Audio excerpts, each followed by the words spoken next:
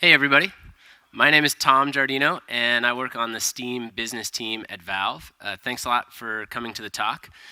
I have had the pleasure of being here at Nordic Games before, just a couple of years ago in 2016. This is a picture of me on the same stage, and I went ahead and wore the exact same clothes just for good measure, for consistency's sake. So if I'm back 2 more years from now and this shirt still fits, that'll be great news for me. The last time I was here, the talk, as you might be able to tell from the picture, was really tactical. So it was very basic, like 10 suggestions for having a good store presence on Steam. And it was fairly direct. And the feedback we got over the last couple of years, and Jacob from Nordic helped reach out and get some more advice from other devs, was that while that was useful, it didn't really go quite as deep as people would have liked, and they'd like to learn a little bit more about all the big changes that have happened on Steam over the last couple of years. So we've tried to incorporate that into the talk as much as possible, and this is sort of our outline. We're going to start by talking about all the different ways that Steam has grown and changed over the last few years. There's a lot of anxiety and interest and excitement about how much different the landscape looks now than it did in 2014 or 2016. The next part of the talk is going to dig into how you make the most of the changed landscape, what you, for your own game, can do to make the most of things. And then if we have time at the end, we're going to click through a few new upcoming Steamworks features and look at a couple that have already shipped that we're excited to let everybody take advantage of. So we'll dive right into the concept of what has changed over the last few years. It's been a really big change. If you're new to PC gaming or you haven't shipped games on Steam before, we launched a service called Steam Direct in a couple of years ago, and we're going to talk about sort of how the platform has changed in the intervening years. But before we talk about what's changed, there's a few things that have stayed pretty much the same over that time period, and that's been our goals at Valve for what we want Steam to be and how we want it to work. So one of those big goals is to provide the tools and services that developers need to connect with PC gaming customers. The other big goal is to make sure that customers can find the right games for them. And then once they have found a game, making sure they can easily stay connected both to the game and to the community around it. That might mean you, the developers. That might mean other friends and customers involved in the community.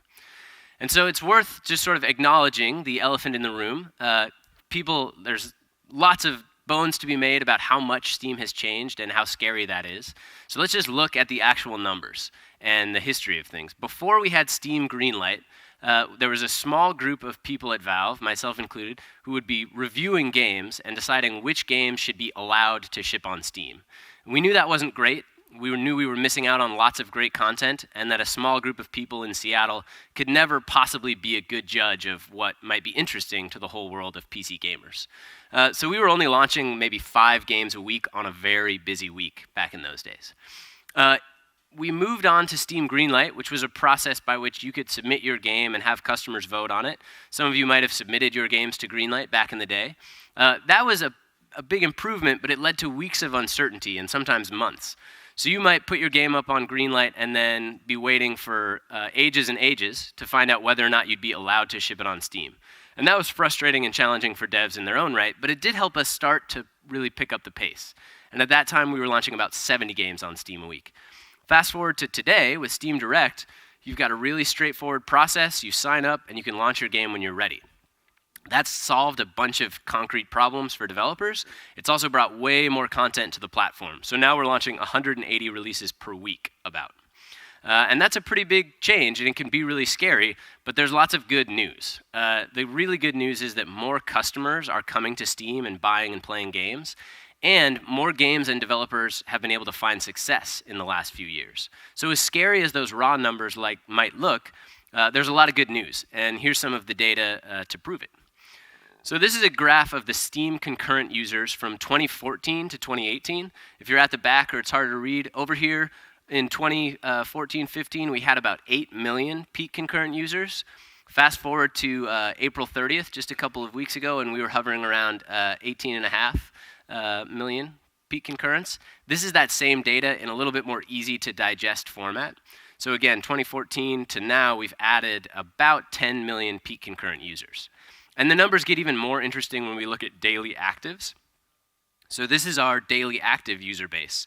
From 2014 to 2016 to 2018, we've seen a huge growth. We were barely above 10 million back in 2014, and now we're over 40 million in 2018. So again, just to frame things, from the start of Steam Direct to now, we've added about 20 million daily active users. So yeah, there's a lot more games out there to compete with, no denying it, but there's also way more customers to connect with. And that growth is only increasing. So just some kind of jaw-dropping numbers, 13.5 million new first-time purchasers have come to Steam from the beginning of 2018, the calendar year, until April 30th. So that's about 3.75 million people each month. Roughly the entire population of the country of Uruguay is being added to the Steam marketplace a month right now. And that's a big increase. Back in 2017, the pace was more like 1.8 million new users a month. So that increase is exciting. And it's worth asking, what's driving that? What's making that happen? And a really big answer is our increased support of currency so that customers can pay in the local native currency that they use, and payment support so that whatever country they're in, they have a pretty easy way of getting money into the platform to buy your games. In 2014, as you can see, we had only 5 currencies supported, and now we're up to 38 with more than 80 different payment methods.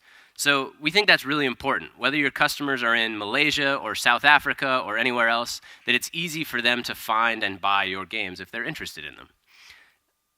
That work matters because it also solves a few concrete business problems for developers.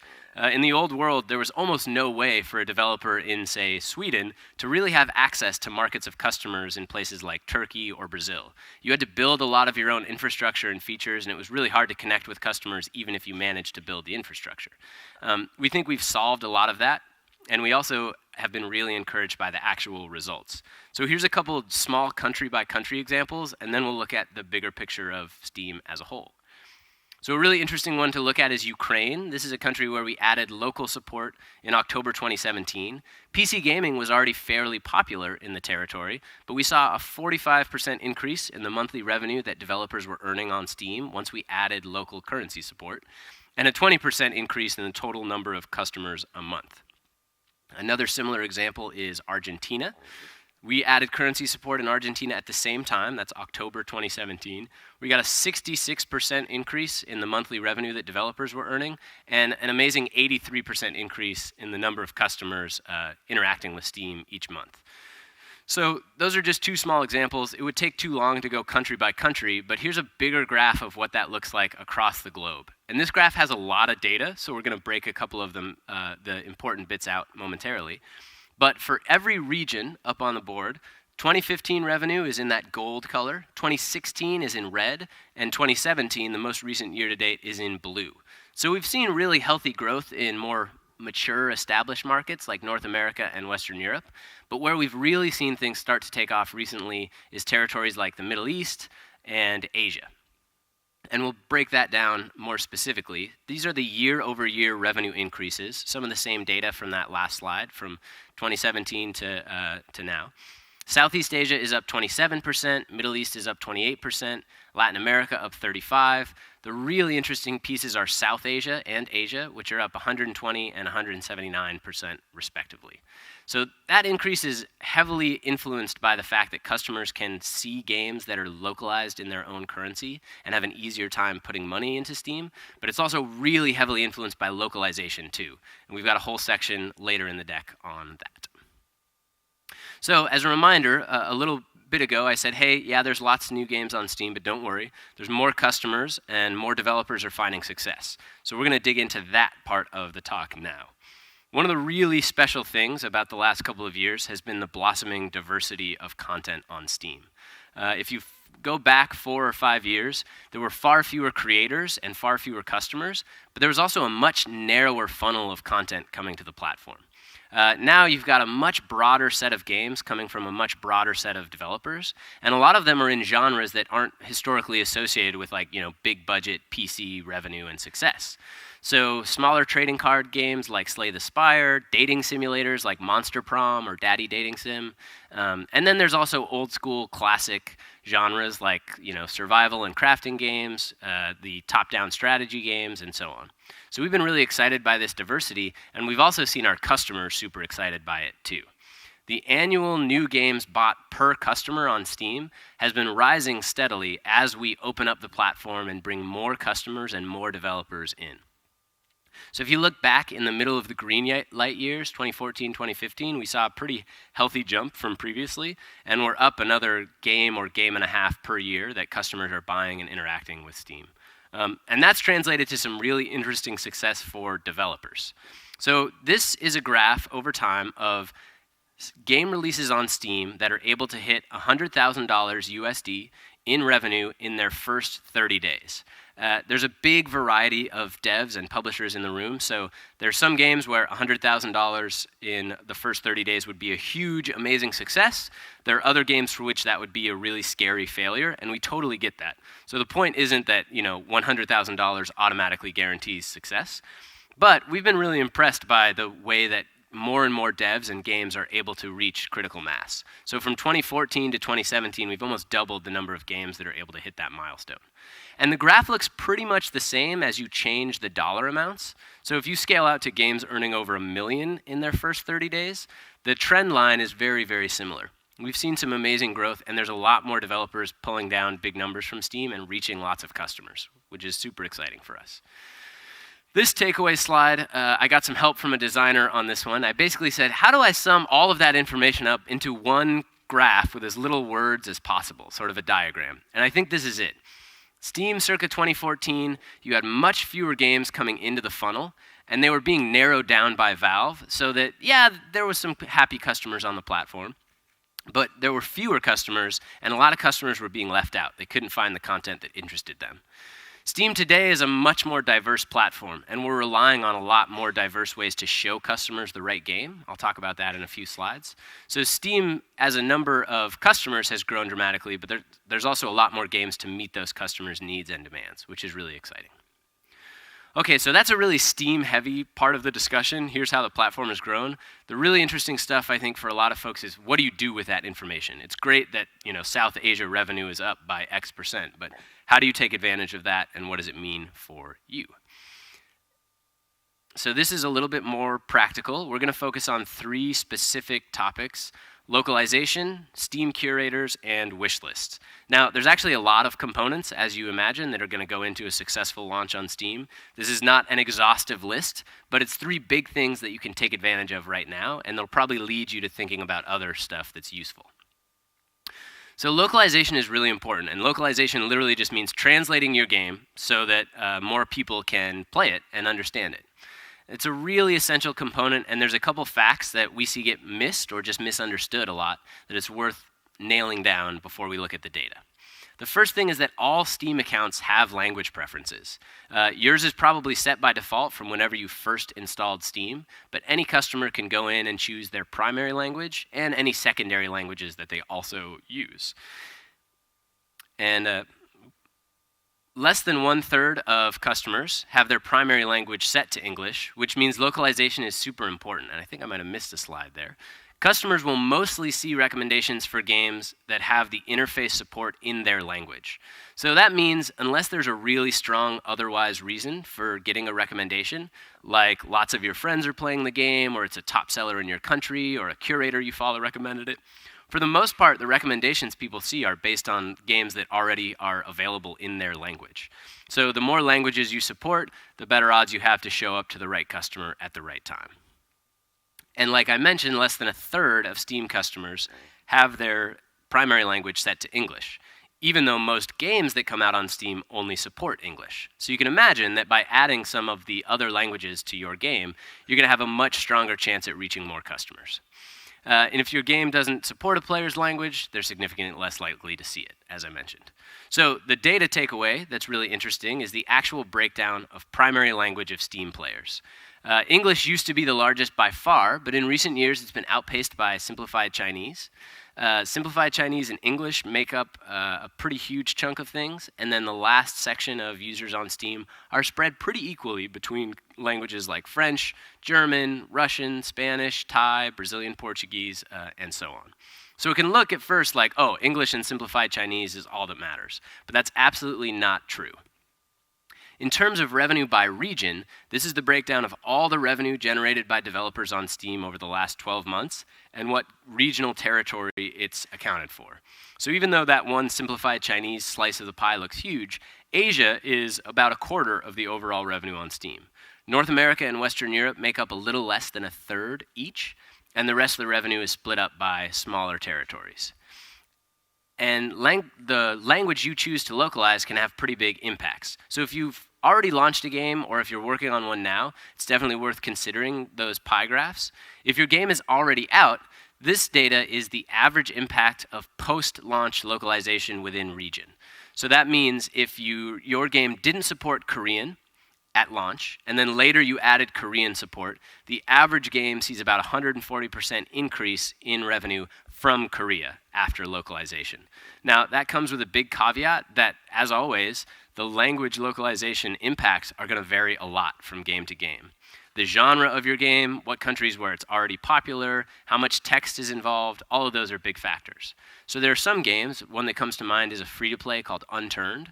I think it has only English support in-game, but there's almost no dialogue or text. So it's been able to be hugely successful in a lot of other territories. Whereas if you're making a very text-heavy game, localization becomes dramatically more important. And as a reminder, even though the individual slices of the revenue pie are small right now, a lot of our smaller regions are the ones that are growing the fastest. So Latin America and Brazil, while they don't make up a huge slice of the pie now, are going to continually grow. And the same is true with territories like the Middle East and South Asia. There's also kind of a hidden benefit of localization that is easy to miss, and that's that the process of translating your game and making it more appealing to users in different territories is going to really force you to consider how diverse your customers are. It's probably going to make you smarter about your game, whether that's little dialogue changes like a pun that's only funny in one language, or broader things like addressing topics that are taboo or forbidden in other cultures, or making the game more palatable in different territories. When you translate your game, you sort of automatically get to consider the perspectives and tastes of customers all over the world. And that's valuable in and of itself. The other piece of the pie is that localization is not a set it and forget it feature. Ideally, if you're going to invest the time and energy into localizing your game and your interface, you also want to think, if at all possible, about localizing your trailer, your announcements, and so on. That way you can continually be reaching out to customers in different territories.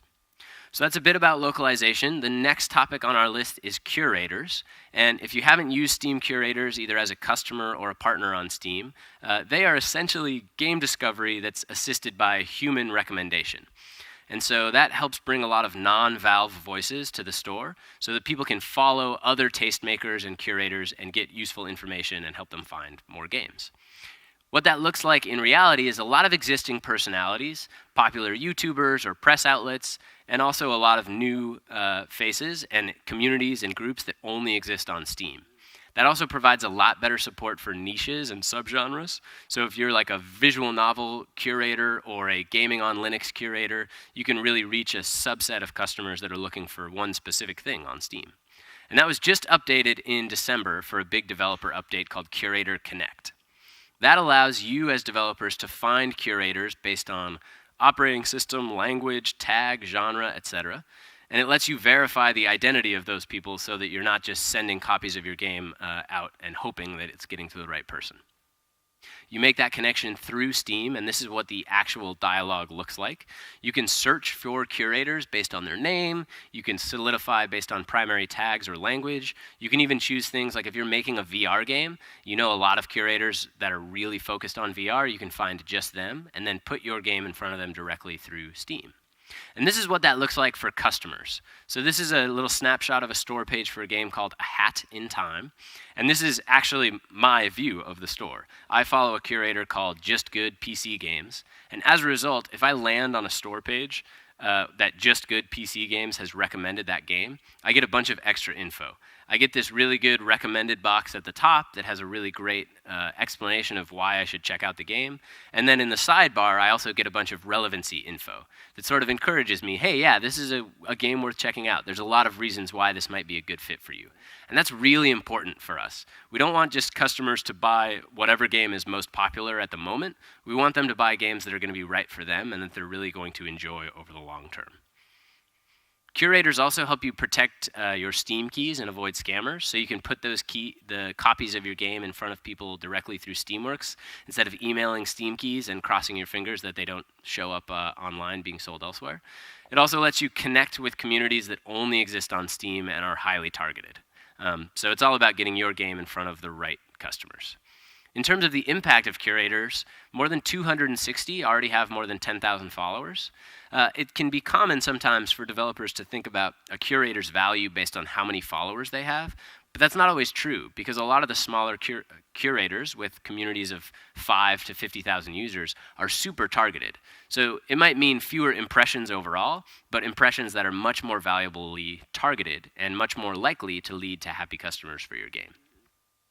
6.5 million of our customers follow at least one curator, and amazingly, of the 10 biggest curators, 8 of them are recommending games in languages other than English. So that's a little callback to the localization piece, how important it is for you to make your game and marketing accessible to other languages. So that's enough about curators. The last thing we're going to talk about on this section of the talk is Steam wishlists, which are a super valuable tool for you and a super meaningful feature for customers. Wishlists are basically built on the idea that at this day and age, the old world is gone. Customers aren't subscribed to 1 or 2 print magazines that they flip through to find what game came out this month. They're learning about games in hundreds of different places, and many of those are off of Steam. And so at that point, you really need to think carefully about how to keep a hold on those customers or connect with them, even if they're discovering your game in other places that aren't necessarily stores where they might buy them. So this is what wish lists look like to customers. We did a big overhaul on the UI and the customer experience for wish lists recently so that you can order them, you can sort them and filter them, and you can make a lot of different changes to order your wish list in a way that works for you. And this is super useful for partners. The better wish lists get for customers, the more important they get for developers. Because especially before your game launches, add game to wishlist is probably the most concrete and, meaningful call to action that you have on a marketing standpoint for your games. And the other nice thing is that as you're marketing your game before release, it can be really tough to figure out, like, was that valuable? Did that generate anything meaningful? Should I do that again? Whether you went to a trade show, or maybe you paid for some advertising, or a YouTuber covered your game, when nobody can buy it yet, it gets pretty difficult to figure out how valuable those things are, and wish lists are hugely useful in that respect. So inside the financial pages of every game on Steam, you have this really unique Steam wishlist breakdown, and you can see wishlist actions by day. So this is a graph of a game that hadn't come out yet at the time, and it's got these huge big spikes of wishlist additions, dramatically higher than its normal day-to-day run rate. And that tells a developer something super interesting. It lets them know that, hey, whatever we were doing on those times, we should think about how do we make that even bigger, or how do we make that impact happen again? How do we copy the effects that have been successful? And also, if something wasn't very successful and had no impact, maybe we adjust our resources and our energy next time. There are also a bunch of downstream benefits. As you gather Steam wishlists, they pay dividends throughout the life of your product long term. A really big way that they do that is more exposure from wishlist notifications. This is an example of the wishlist notification that a customer will get if they add your game to the wishlist and it goes on discount or launches later in its life cycle. We also rely really heavily on the Steam wishlist for our big seasonal sale events. So we always have this special bucket of games featured right on the front page of every big seasonal sale, like the summer sale, winter sale, etc., where we're putting games that we already know customers are excited about front and center to help them find those. This also leads to more exposure on the front page on an ongoing basis. We have a feature called Update Visibility Rounds, which you can use to tell your game owners and wishlisters about a major content update or a big event or anything like that. And if a customer has that game on their wish list, they'll see your update visibility rounds right on the front page of Steam. So the more wish lists you can gather early, the better off you are later on. So to sum all of that info up, localization, curators, and wish lists, if you're kind of thinking, okay, how do I compete? How do I make the most of my launch on Steam? These are 3 super important components. Of course, they are not a replacement for making a great game that resonates with customers. At the end of the day, gameplay is still king, and having a product that customers are delighted by and want to share with their friends is the most important element to think about. So with that in mind, we're going to transition now a little bit to new features that have come out recently or are currently in development on Steam. And there's a few big things that we're working on next. Some of them are small little operational improvements to make your life easier. Others are really big overhauls that are adding a lot of value to the Steam platform and helping you connect with more customers. The first one I want to talk about is the Steam Input API. If your game is primarily designed to be sort of a controller or gamepad game, this is especially relevant for you. The Steam Input API is a tool we provide that lets you write controller integration once, and then it abstracts that out to all other gamepads. It's compatible with the Steam controller, Xbox gamepads, the Nintendo Switch Pro, amazingly enough, PlayStation gamepads, and a huge set of other third-party gamepads. It's also highly customizable, so if you make your game support the Steam Input API, but you don't take the time to craft individual bindings for every gamepad, that's okay. Customers can do that work for you. If they have a special game controller that they use for preferences or accessibility reasons, they can set up their input and upload it to the Steam Workshop so other customers can take advantage of it. It's also future-proofing you for additional gamepads later on. So if you support the Steam Input now and a new popular gamepad comes out 5 years from now, we've got you covered. Your game will already support it automatically. You won't have to go back into some old code base and ship an update. Some stats on controllers on Steam in general that a lot of folks have asked us about. Since shipping the new Steam Input API registration process, we have 17.5 million registered controllers. And as you might expect, Xbox gamepads make up about 2/3 of that. That's the most popular gamepad.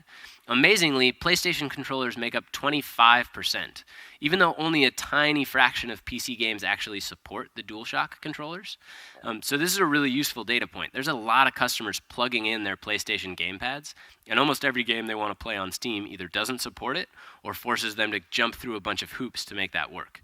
If you write to the Steam Input API, that huge batch of customers can automatically jump right in and enjoy your game quickly and easily.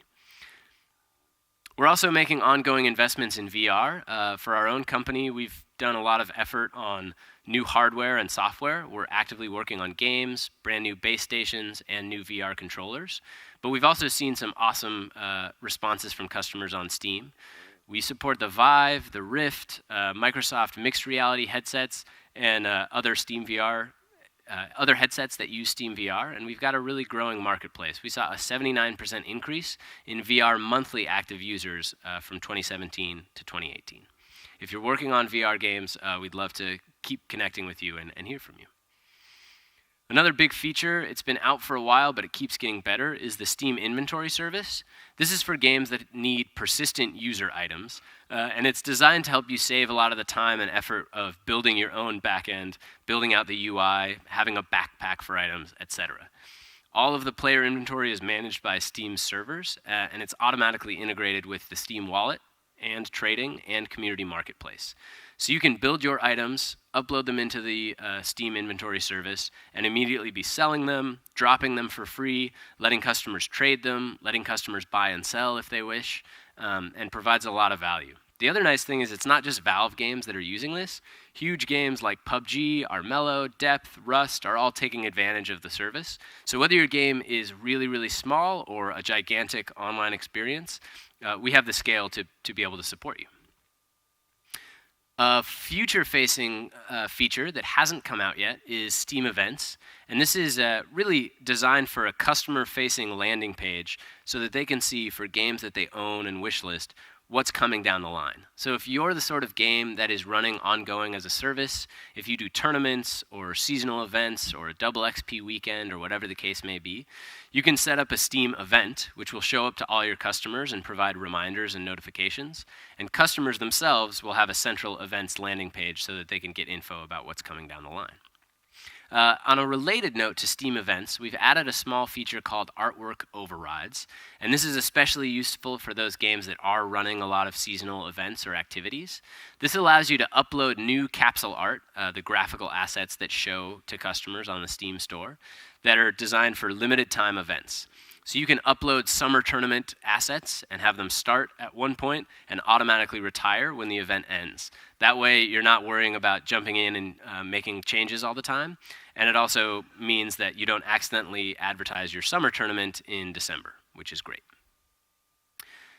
One of the last and biggest things I wanted to mention today is Steam developer pages. So this is a feature that's currently in beta, and it's designed as a customizable homepage for your studio or your brand or your franchise. So if you're working on a game and you have a sequel coming, right now Steam doesn't make it as easy as we should for you to move customers and communicate with them that, hey, there's another thing coming from my studio, another thing coming from my franchise or publisher or whatever the case may be. You're able to organize your games and share updates about your studio or your company, and you also get automatic notifications. Customers will be able to follow you in the same way that they can follow or wishlist a game and get updates anytime your studio is working on something new. So we're really excited about bringing that to Steam as well. So that is the end of the slides. There's a few links here on the screen that if we went too quickly through anything or you want to learn more about any of those features, the top link, Steam Direct, is how you access bringing your game to Steam for the first time if you're a brand new developer and you're not yet a Steamworks partner. The middle link is our documentation landing page. That's accessible to everybody, whether you're a partner or not, and walks through in detail how do you integrate with these features, what are our best practices and recommendations. We've got tutorial videos and help like that. And then the final link is Steam Dev Days.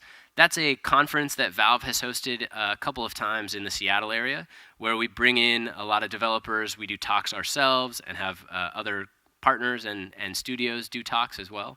All of that content is filmed, and all the slides are available in PDF form, so you can go to steamdevdays.com to get updates on things from the past. So that's all I've got. Thank you all so much for coming, and thanks to Nordic Games for hosting us.